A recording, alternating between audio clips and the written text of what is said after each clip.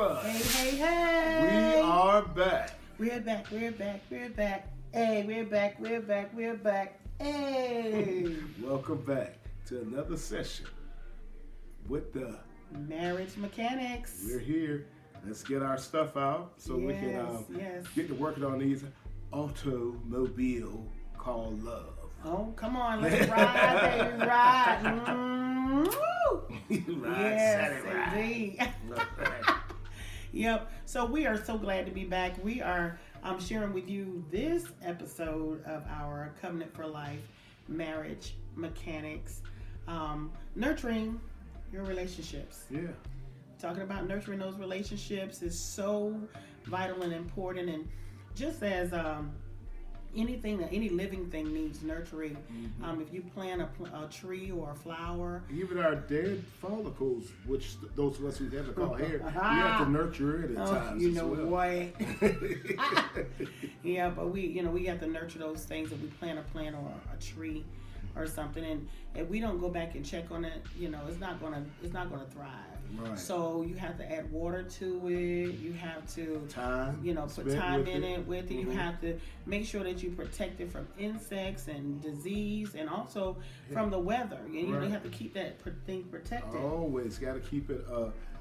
Just let it know it's love. Yep, and that's a part of the nurturing of the plant. Like with growing up, that was the big thing. I say back in the early 80s, late 70s, you would find people on TV talking to their plants. Talk to them. They say, you got to talk to your plants. Yeah, you got to talk to your plants and let them know you care. Yeah. And they will grow so much greener, so much vibrant. Because you're giving it attention. That attention, and along with that's a nurturing factor with watering it and giving it the proper sunlight that it would need. Right. You're placing it and you're positioning it so that it can receive the proper sunlight. But you also, they have things that plant food that you can feed them. Those jobs we used to stick in there. Yeah, that was back in the day. I'm quite sure they still do all kinds of stuff like that too. But all come back to nurturing. And it's so important that our relationships are nurtured, and that's important. That's what we're talking about it today.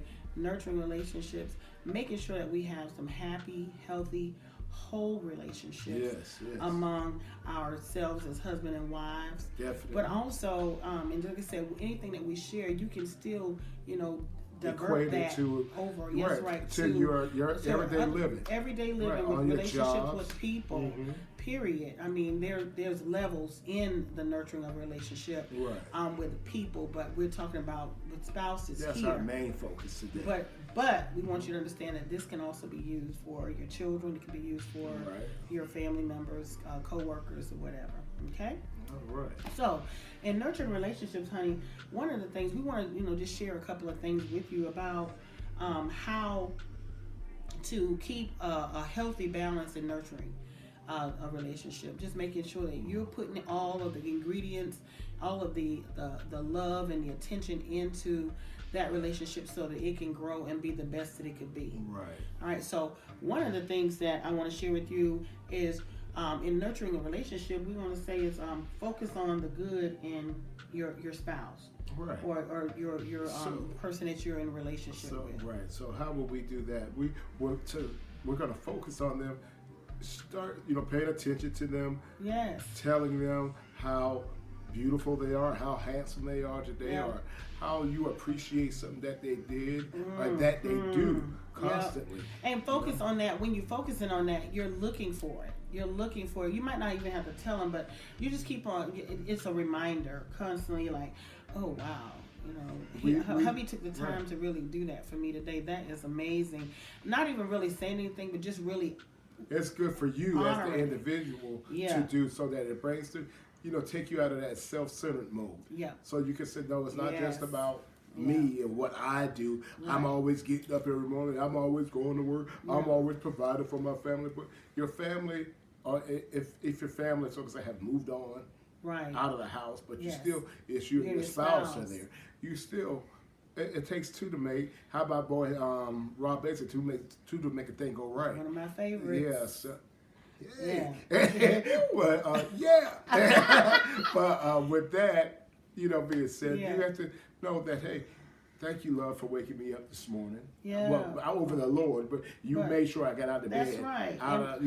Thank you for, and that's the next one. Since we're going into this part, praise each other often as well. Right. You focus on the good and then you praise each other often. So, yeah. Because there's other people honey, out for there. thinking about, when you were fixing that lunch last night. Oh. You fixed mine and put it in the refrigerator too. Oh, twerk nothing. I know what happened to you, but to me it was amazing, and I appreciate it because guess what? They gave me an opportunity to sleep in a little bit longer, or spend a little bit more time with you this morning. Right.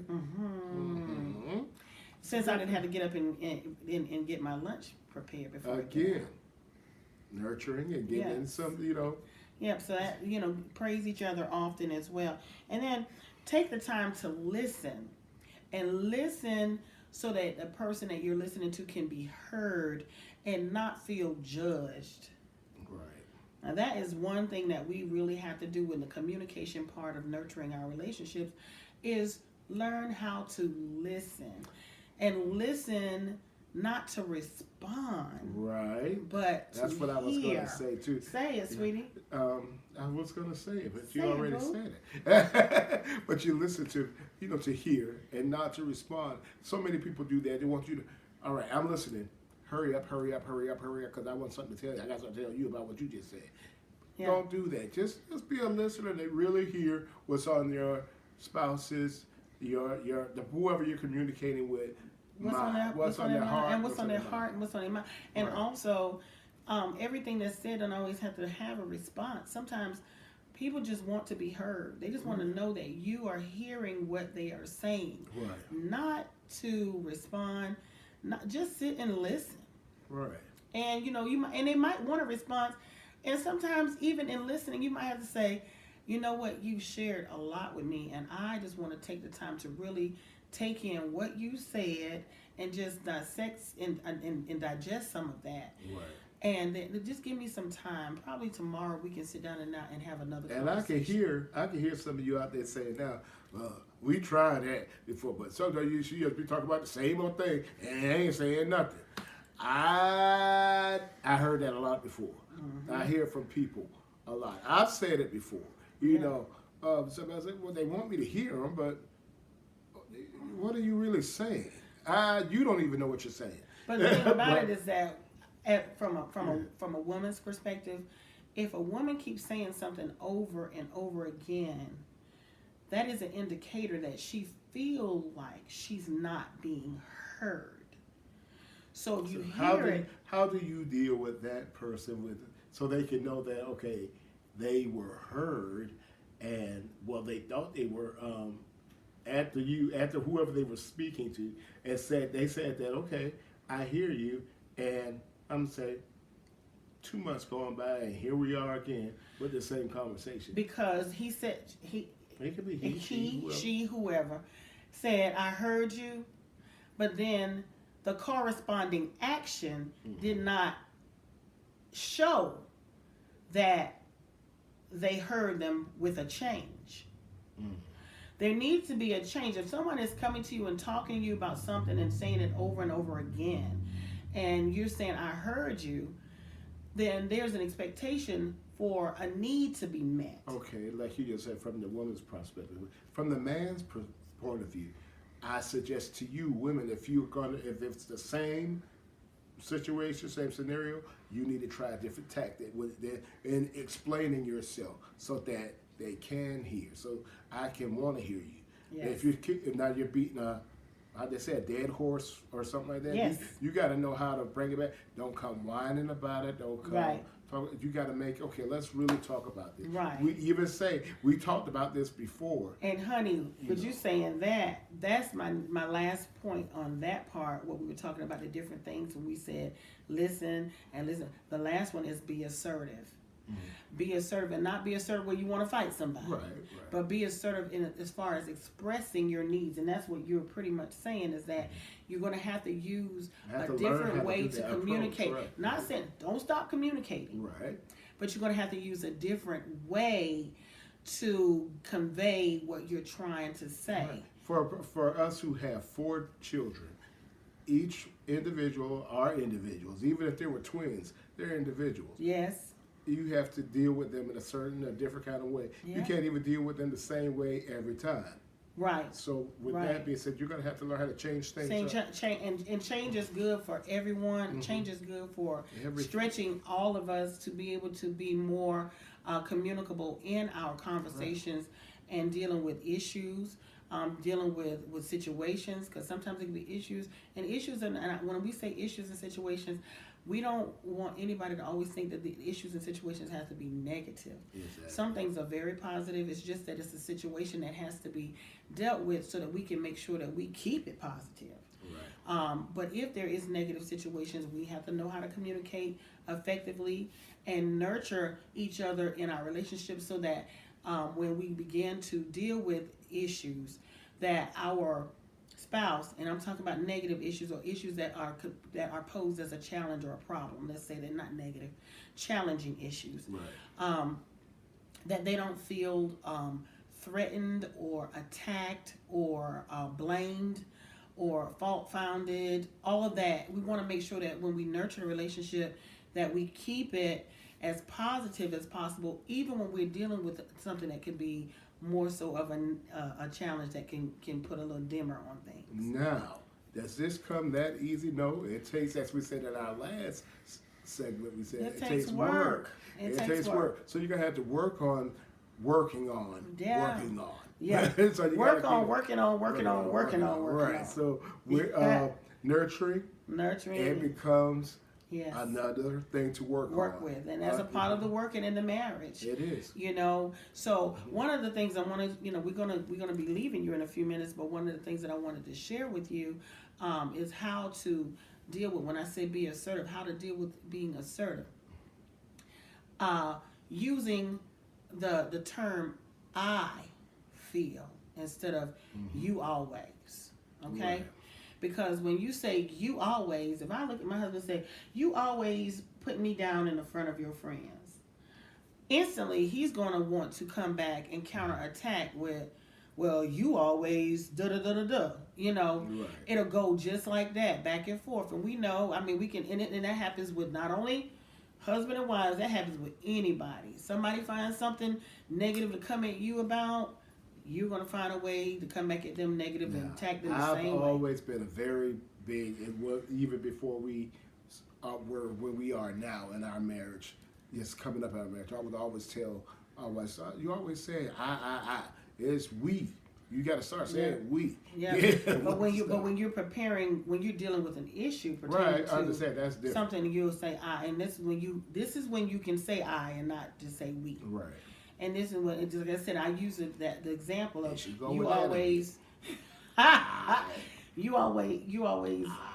put me down in the front of your friends. All of my lovely when friends. I can always say, now, but to do it properly, I would say, well, honey, I feel attacked when, stop it.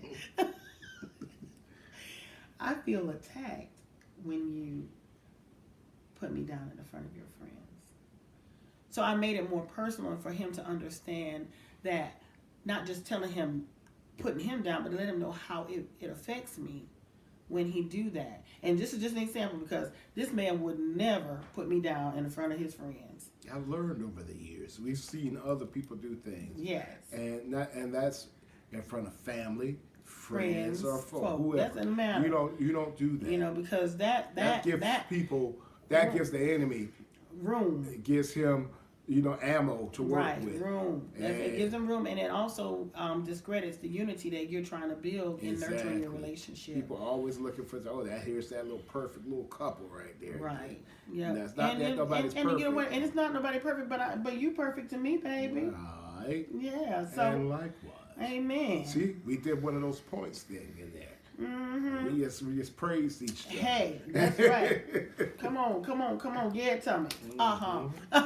But we do need to make sure that when we're being assertive and we're communicating, do not feel like you are attacking or coming at your spouse that way, but use the I terminology to let them know how you feel about something when it happens, so that they can get a clear understanding of why. Again, please, ma'am or sir, let your spouse know. Just say, please, I just need you to hear me out. Just hear what I'm saying before you, make any response to what I'm saying. That's right. And That's just right. clear your mind, please, and just hear what I have to say concerning about this. Right. And instead of making comments to put your spouse down, always find ways to make comments to boost them up and push them up, encourage and empower them, because you are a spouse. Me living with this man, him living with me. We are the two people that have the connection between each other to build or tear each other's emotionally up or down. Mm. So let's make sure that we do that. Okay? Now, with all of what we just said, I'll equate this back to looking at Tom and Jerry the other morning. You can't Tom and Jerry, y'all. You can't always pull out your whistle and say, "Hey, if something coming on, this going on," pull that whistle out, and you just keep pulling it out all the time. You're gonna ruin that good thing that you have to work with yourself. That you're always like, well, I want you to hear me. I want you to hear me. It's overkill. I don't want to hear you every week. I want to hear you every 3 days either. Like that. So you got to know, okay, this is a good time to use. We have a little issue going on. Let's pull that out. And on the flip side, honey, I agree with you. But then sometimes when people are working on issues and things, some people need that, but you have to find different ways to do that. That type of communication, because it can wear your spouse out too. So what you have to learn how to do is set up your communication times to be able to deal with things and talk about things. But you got to make sure that you keep on nurturing that plant. You got to make sure you keep on watering. You got to make sure that you keep on checking for infestations of insects, and you got to make sure that you pulling in all of that, pulling the kids, overwatering with all your lovingness. Right. So pull a plant in when the weather is starting to get cold. So you got to know how to do all those things, and those are different times. So you have to know how to gauge the times and what to deal with. So before we go, I got to leave you something to do, okay?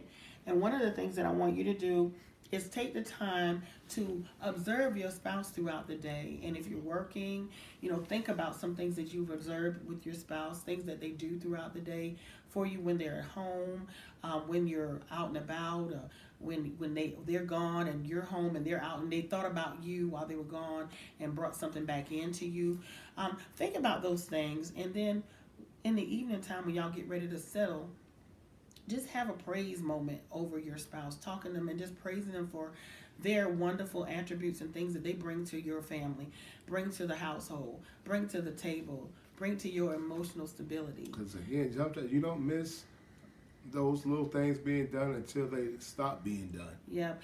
And because dealing with the COVID and this and sometimes our loved ones have left us. You're looking at like, who used to pull a trash can around? Right. Who used to did this? I mean, just empty. The space is empty now, and we don't want to have regrets because we didn't do what we needed to do. Take things for granted. And that's what I was going to say about taking things for granted. And one of the things that I said, and we're going to leave you with this, I shared about a month or two ago, I shared on Facebook on a post that I did on our personal page. I said, have you gotten so comfortable that you've taken for granted the very gift that God has given you?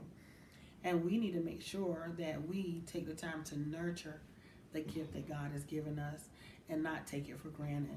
Hey. So we encourage you to take the time to put the work in, water that relationship, nurture it, water with love, water with praise, focus on the good, continually